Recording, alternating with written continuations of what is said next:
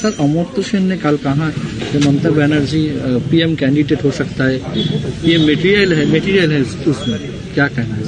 देखो, डेमोक्रेसी में किसी को किसी भी प्रकार की ओपिनियन देने में किसी के ऊपर रोक नहीं है, इसलिए उसमें हम कोई टिप्पणी नहीं देना चाहेंगे। लेकिन भारत में प्रधानमंत्री पद की वैकेंसी नहीं है।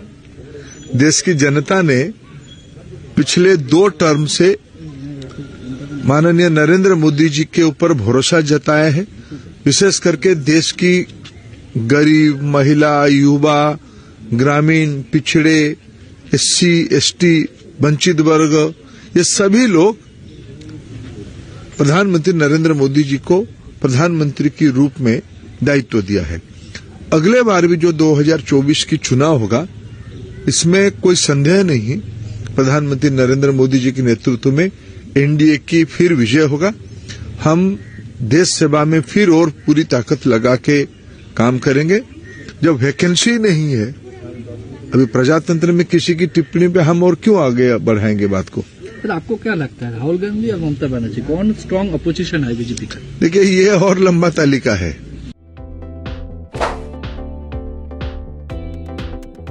ये तो ब्रिटिश रूल की समय की बात जैसे हो गया। आप सत्ता आपके हाथ में है, स्टेट पावर को आप मिसयूटिलाइज करके जुडिशियरी की भी गला को दबाने की आप काम करोगे, धमकाने की काम करोगे, इंटिमिडेट करोगे, ये डेमोक्रेसी में एक्सेप्टेबल नहीं है। इसको मैं कठोर शब्द से निंदा करता हूँ। ये पॉलिटिकल विषय नहीं है, ये बहुत ही चिंताजनक विषय है। इसको कितना भी कठोर शब्द में निंदा करे कम होगा। टीएमसी एक एकछत्रवादी, एक मोनोपोली ग्रुप बन चुका है, इसको निंदा करनी चाहिए।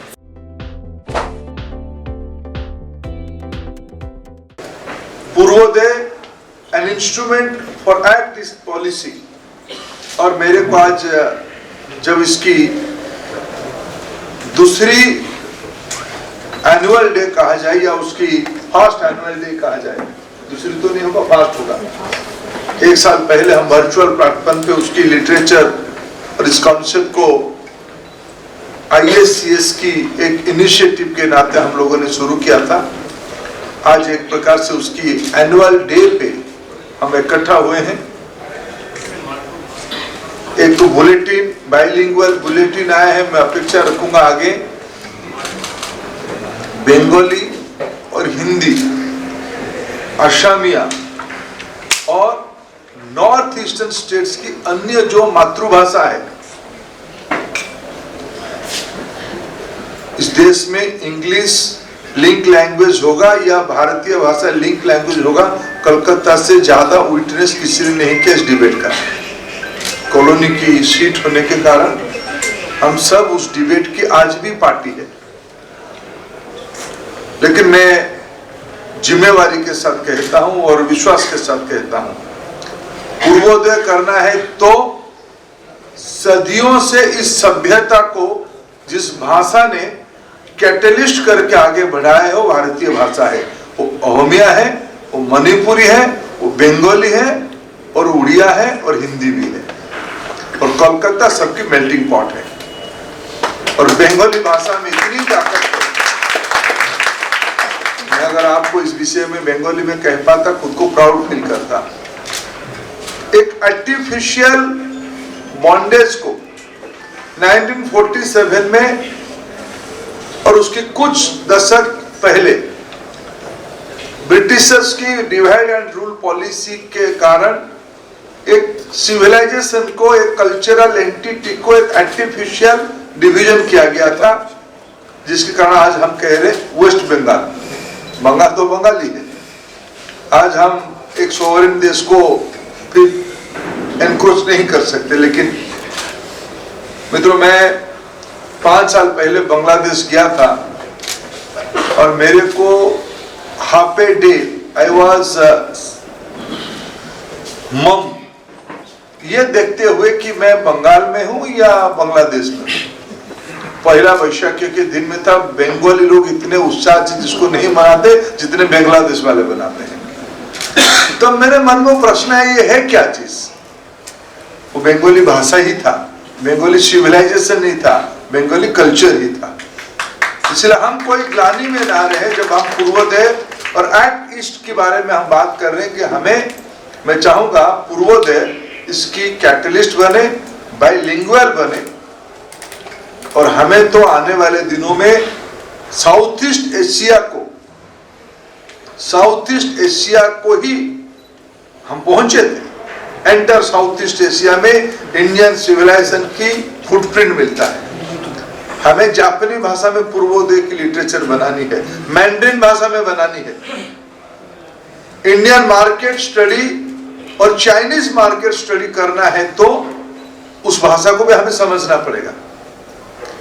इसलिए पूर्वोदय के अंदर लैंग्वेज एक प्राइमरी विषय बने।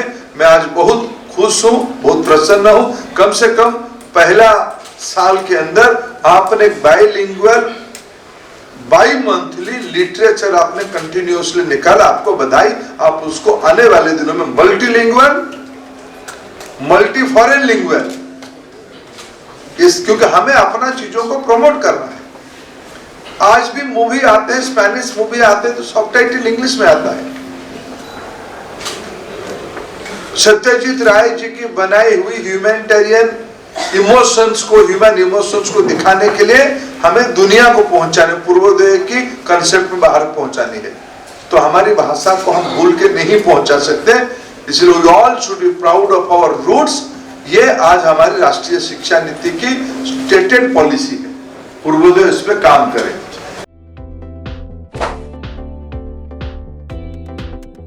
ये मेक इन इंडिया एक फैंसी टर्म नहीं है।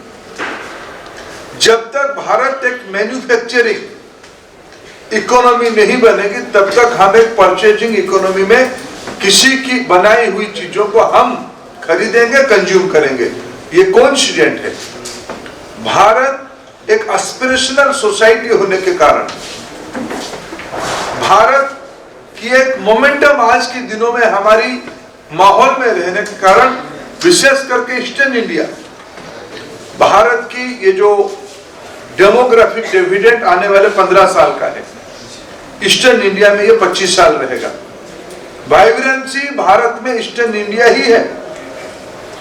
इसे बहुत सुखद संजोग जिसके बारे में सोहिनी ने भी उल्लेख किया, गंगा विलास क्रूज ईस्टर्न इंडिया पूर्वोदय की जियोग्राफिकल इलाका क्या होगा, पर अंडरस्टैंडिंग बनारसी होगा।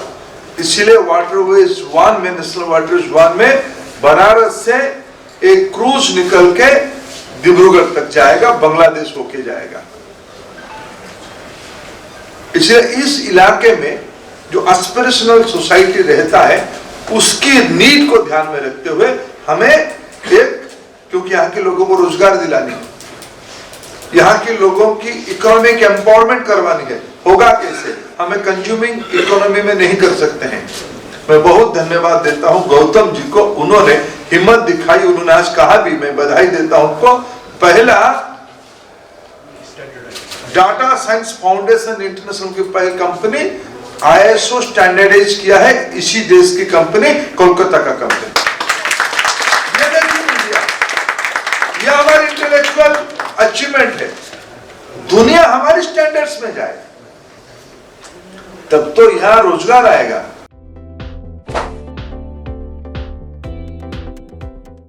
G20 की प्रेसिडेंसी भारत को हुई है। अगर प्रधानमंत्री नरेंद्र मोदी जी इंटरफियर ना करते तब इस बार भी इसकी पूर्व जो इंडोनेशिया की प्रेसिडेंसी था, बाली में जिसकी इवेंट हुई, उसमें कॉन्सेंसस नोट नहीं बनता। इसको हम नहीं कह रहे, विश्व के सारे लीडर कह रहे हैं कि प्राइम मिनिस्टर मोदी की पर्सनल इंटरवेंशन से बाली में कुछ ना तो हमारे हाथ में आया।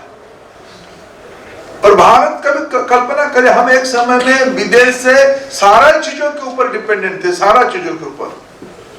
आज इंडियन लीडरशिप को, ग्लोबल लीडरशिप इस आशा से दिखता है कि ग्लोबल पीस और हार्मनी कैसा होना चाहिए, थोड़ा भारत के नेतृत्व तो कहें।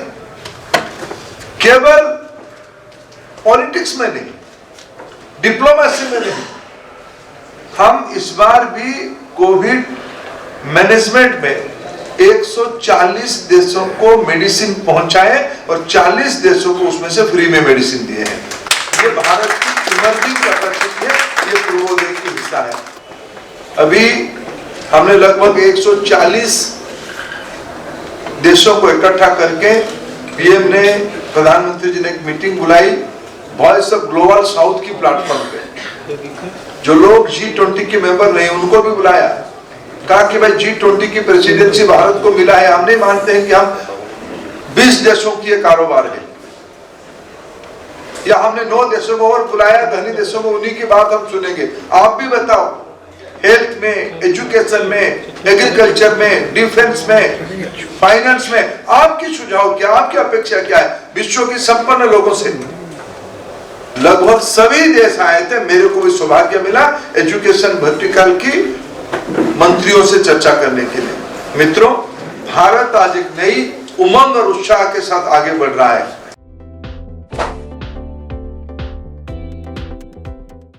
बूथ में एक बार बैठोगे महीने में, बैठक भी हो जाएगा, जो सारे सूचना आएगा उसकी चर्चा भी हो जाएगा। सोमनाथ दाहू या मंडल अध्यक्ष सभापति, सभी लोग बूथ के ऊपर कोशिश करना, अपना जो बूथ है, सारे लोग, आप भी कहीं मन की बात के दिन, मान लो हम कहीं बूथ के अंदर भी नहीं है, कौन तो है पब्लिक प्लेस में, कहीं चाय दुकान में, कुछ उसको सुनना, अननोन जगह पर बैठो लेकिन उसको सुनना लगा। बीजेपी के कार्यकर्ता यानी मन की बात को टेलीफोन पे ऑन करके पब्लिक प्लेस में सुनना, उसको बैठक में डालो, बूथ पर कोई भी कार्यकर्ता, हमारा वैद्य जी हो, जिलाध्यक्ष हो,